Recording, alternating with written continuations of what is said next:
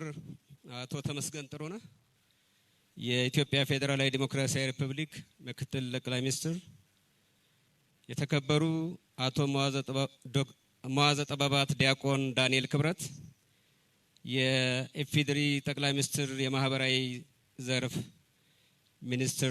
ሚኒስትር፣ ዶክተር ሙሉነሽ ደሴ የአማራ ብሔራዊ ክልላዊ መንግስት የማህበራዊ ክላስተር አስተባባሪ በምክትል ርዕሰ መስተዳድር ማዕረግ፣ የተከበሩ አቶ ተስፋውን ጎበዛይ የኢፌዴሪ የመንግስት ኮሚኒኬሽን ሚኒስትር ዴታ፣ የተከበሩ ጀነራል መሐመድ ተሰማ የሀገር መከላከያ ሰራዊት የምስራቅ እዝ ዋና አዛዥ፣ የተከበራችሁ የእንጅባራ ከተማ ነዋሪዎች፣ የተከበራችሁ የሃይማኖት አባቶች፣ የአገው ፈረሰኞች ማህበር አባላትና አመራሮች፣ ክቡራንና ክቡራት፣ ከሁሉም በማስቀደም ለዛሬው ዕለት ለ28ኛው የአገው ፈረሰኞች ማህበር ዓመታዊ ክብረ በዓል ላይ እንኳን በሰላም አደረሳችሁ፣ እንኳን በሰላም አደረሰን ለማለት እወዳለሁ። አዲናስ ብለናል። ክቡር ምክትል ጠቅላይ ሚኒስትር፣ ክቡራንና ክቡራት፣ ቀደም ሲል የዞኑ አስተዳዳሪ እንደገለጹት የአገው ህዝብና ፈረስ የዘመናት ከፍተኛ ቁርኝት ያላቸው፣ ቀደም ሲል በባህል፣ በሰላም፣ በልማት፣ በዲሞክራሲ እና በሁሉም ዘርፎች ፈረስና የአገው ህዝብ በከፍተኛ ደረጃ የተቆራኙ እንደዚሁም ደግሞ በአደረጃጀት የተቃኙ መሆናቸው ቀደም ሲል የማህበሩ ሊቀመንበር እና የዞኑ አስተዳዳሪ በአግባቡ ገልጸውታል። እንደሚታወቀው በቀደመው ዘመን ፈረስ የሰላም ማስከበር፣ የሀገር ሉዓላዊነት፣ የሀገር ክብር ማስከበሪያ ዋነኛ መሳሪያ ሆኖ ማገልገሉ ይታወቃል።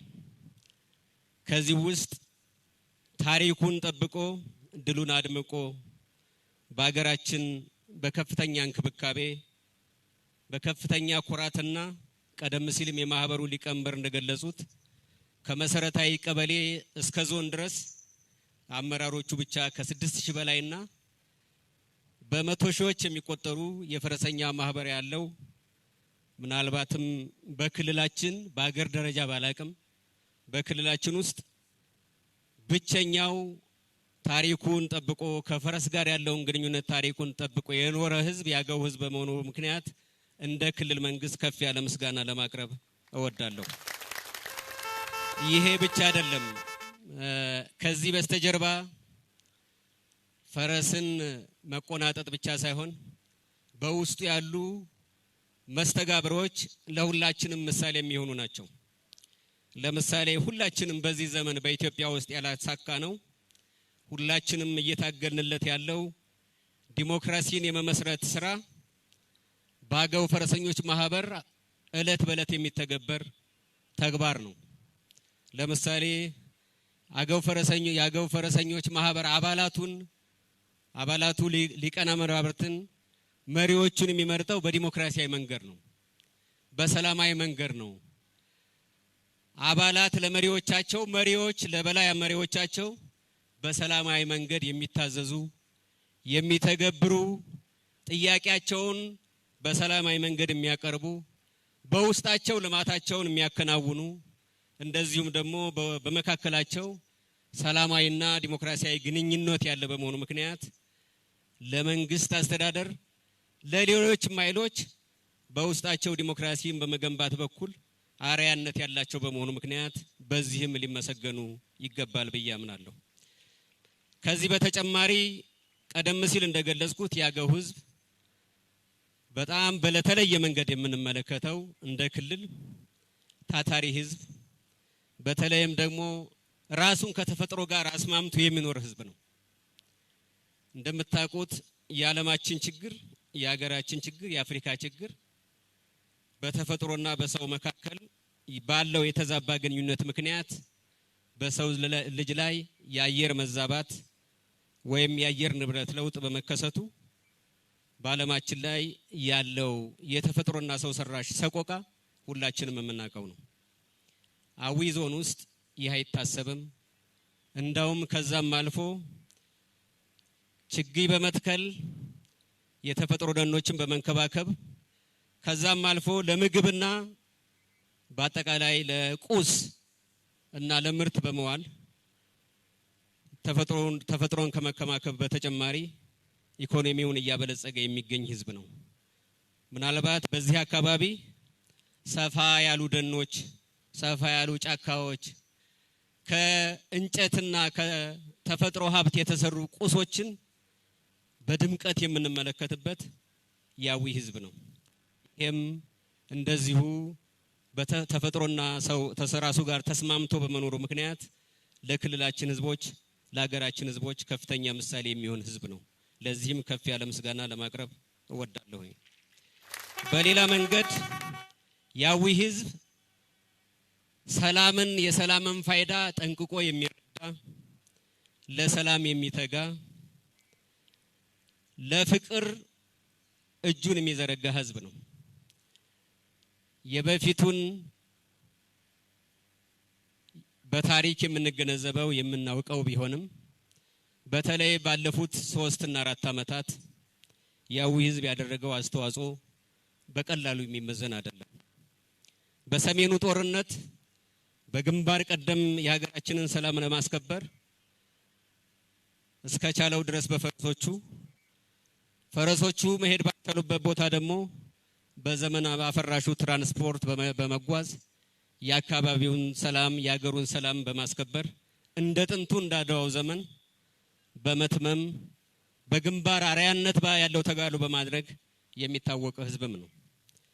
ከዚህ በተጨማሪ በክልላችን ውስጥ ባለፉት 2 አመታት ተኩል ባጋጠመን የጸጥታ ችግር ራሱን በመከላከል ብቻ ሳይሆን በአካባቢው ሰላም እንዲሰፍን ከፍተኛ አስተዋጽኦ አበርክቷል።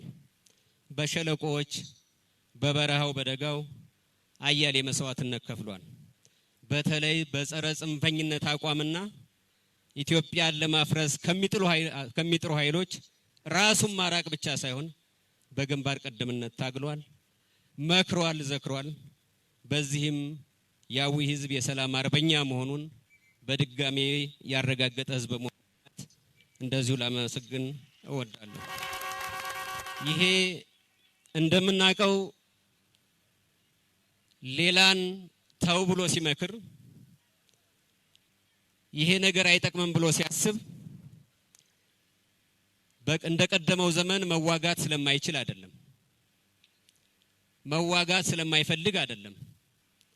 ነገር ግን በዚህ ወቅት የተከሰተው ችግር መነሻውም ችግር ያለበት መድረሻውም እርባና ቢስ መሆኑን በመረዳቱ ምክንያት ነው። አገራችንን የሚያዳክም የክልላችን ህዝብ የሚያጎሳቁል መሆኑን በበሰለ መንገድ መተንተን በመቻሉና አቋም በመውሰዱ ምክንያት የመጣ ነው። ስለሆነም በአካባቢው የነበረውን የጸጥታ ችግር በመቋቋም የነበሩ ችግሮችንም በመከላከል ረገድ አያሌ የሚባል አስተዋጽኦ አበርክቷል። ከዛ በተጨማሪ ደግሞ በስራ ታታሪነቱ የሚታወቅ ህዝብ ነው። ለምሳሌ ዛሬ ሁላችንም የምንጠቀምባቸው በቤቶቻችንም በሆቴሎችም በመንገድም ላይ ለተለያየ አገልግሎት የሚውሉ እደ ጥበቦችን የጎጆ ኢንዱስትሪዎችን በማልማትና በአጠቃላይ በኢንዱስትሪያላይዜሽን በጎጆ ኢንዱስትሪ በመጀመር ኢንዱስትሪን በማስፋፋት በኩልም አያሌ አስተዋጽኦ እያበረከተ ያለ ህዝብ ነው። በአጠቃላይ ያዊ ህዝብ ቀደም ሲል እንደገለጽኩት ዲሞክራሲን በፈረሰኞቹ ማህበር በራሱ ማህበራዊ አደረጃጀት የገለጠበት፣ ልማትን ቅድም እንዳልኩት በተፈጥሮ ሀብትና በሰርቶ በሌነት ለዓለም ገበያ ለሀገር ገበያ አምርቶ በማቅረብ የገለጸበት፣ ሰላምን ደግሞ ከአካባቢው ውጭም በአካባቢውም ላይ መስዋዕትነት በመክፈል ጭምር ያረጋገጠበት በመሆኑ አዊ ለፓርቲያችን ለመንግስታችን ተልእኮዎች ለዲሞክራሲ ተልእኮች፣ ለልማት ተልእኮች፣ ለሰላም ተልእኮች ቀናይ የሆነ ህዝብ ነው። ስለሆነም እንደ ክልል መንግስት በከፍተኛ አክብሮት የምንመለከተው ህዝብ ነው። በጀግንነት የምናየው ህዝብ ነው። በዛሬው ዕለትም ይህን በዓል ስናከብር አንድ ለየት ያለ ነገር ቀደም ሲል የማህበሩ ሊቀመንበርም እንደገለጹት ይሄው የቀደመ ታሪኩን ተንከባክቦ በመቆየቱ በዓለም ገጸ በረከትነት የሚያቀርበው የአገው ፈረሰኞች ማህበር ተጠንቶ የመጨረሻ ጫፍ ላይ ደርሷል። ለአገው ፈረሰኞች ማህበር በአጠቃላይ ደግሞ ለአገው ህዝብ እንኳን ደስ አላችሁ ለማለት እፈልጋለሁ። ይሄው ደግሞ ተጠናክሮ ይቀጥላል። በመጨረሻ ለመግለጽ የምፈልገው ቀደም ሲል የገለጽኳቸውን ዞኑ የሚታወቅባቸውን እሴቶችና መልካም ተግባራት ይዞ መቀጠል መቻል አለበት። አሁንም ለሰላም መጽናት አለበት። በአካባቢው በውስጡ ሰላም እንዲሰፍን መስራት መቻል አለበት። ምክንያቱም የሰላምን ፋይዳ አበክሮ የተረዳ የተገነዘበ ህዝብ በመሆኑ ምክንያት ይሄው ጸንቶ እንዲቆይ ከራሱም ሌሎች እንዲማሩ በሚያደርግ መንገድ መትጋት መቻል አለበት።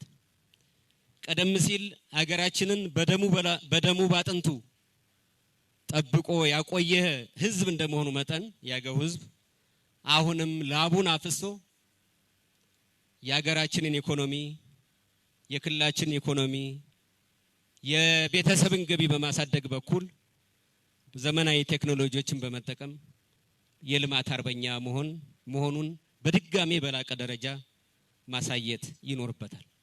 እስካሁን ያመረተው እስካሁን ለሀገር ያቀረበው ምርት እንደተጠበቀ ሆኖ ያዊ ህዝብ ጉልበቱን ዕውቀቱን ተጠቅሞ በአካባቢ ያለውን የተፈጥሮ ጸጋ አልምቶ ራሱን ማበልጸግ አካባቢውን ማልማት አገርን ማሳደግ የሚችል ህዝብ በመሆኑ ምክንያት ይሄንኑ በዕውቀት ላይ ተመስቶ የልማት ስራውን እንዲያከናውንም ጥሪ ለማቅረብ እወዳለሁ።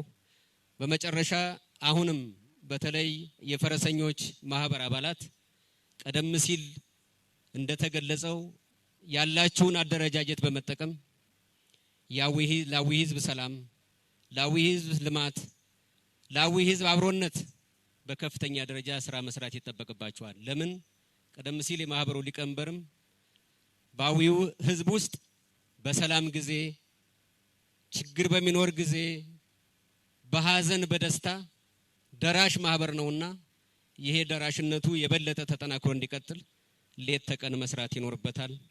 በመጨረሻም ክቡር ምክትል ጠቅላይ ሚኒስትር እዚህ በእኛ መካከል ብዙ ወቅታዊ ኃላፊነቶችን